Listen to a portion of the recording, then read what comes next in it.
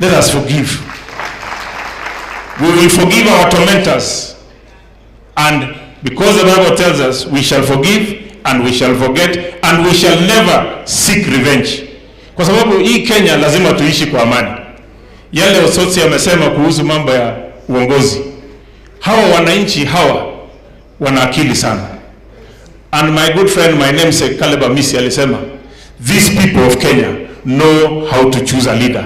Wakati itafika, hawa ndio watakuwa na nguvu, wakilindwa na Mwenyezi Mungu, wakiongozwa na Mwenyezi Mungu, watatupea kiongozi ambaye ataongoza taifa la Kenya.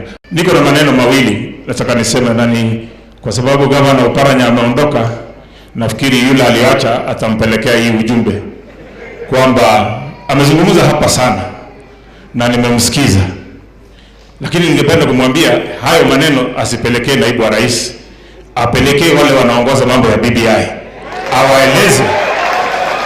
awaeleze kwamba iko shida zaidi kushinda BBI, kwa sababu BBI inahitaji pesa.